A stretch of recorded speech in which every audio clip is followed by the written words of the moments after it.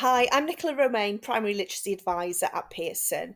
Welcome to our Reading Framework series, a spotlight on developing fluency. So, fluent decoding allows us to understand what we read because the reader has gained accuracy and automaticity in word reading. The brain's resources are available then to focus on lifting the meaning from the page and connect the words and sentences, making connections across the text. So, as pupils gain fluency, their motivation increases and they start to enjoy reading more and are willing to do more of it. So, what's the school's strategy to developing pupils' fluency once they have finished the school's systematic synthetic phonics programme? As children move through school into Key Stage 2 and beyond, the teaching of reading through modelling needs to continue. It's really, really important all the way up to Year 6. Most pupils will benefit from the explicit teaching of fluency through teacher modelling. So, a question here would be around, do all teachers in the school explicitly model reading to all children? Are our teachers confident in doing that? Fluency is progressive and requires continuous practice as texts become more challenging.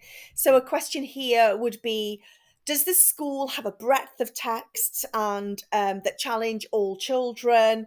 And are the books that children read appropriate to their developing fluency? Both accuracy and speed are essential to be a fluent reader. So, rereading a text gradually increases the number of words in it that children can read at a glance.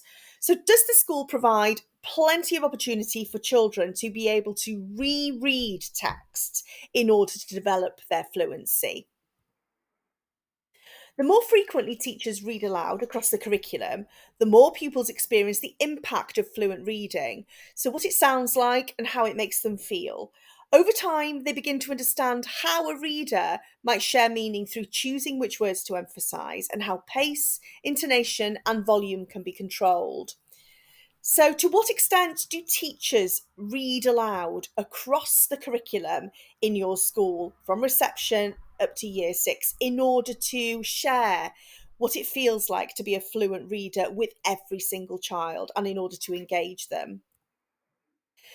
Teachers provide pupils with a wide range of familiar poetry, stories, and non-fiction books to read in school and at home. So, this is about the breadth of books that teachers share with children and enable children to be able to read in school and at home in order to develop their fluency.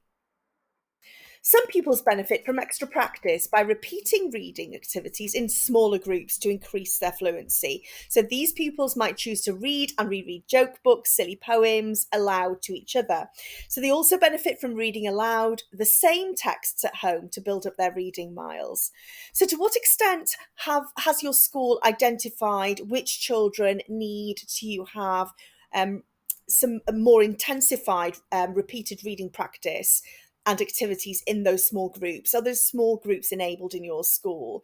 And to what extent does the school have a range of books that will appeal to these children, books that they want to reread both in school, to each other, and at home in order to build up those reading miles?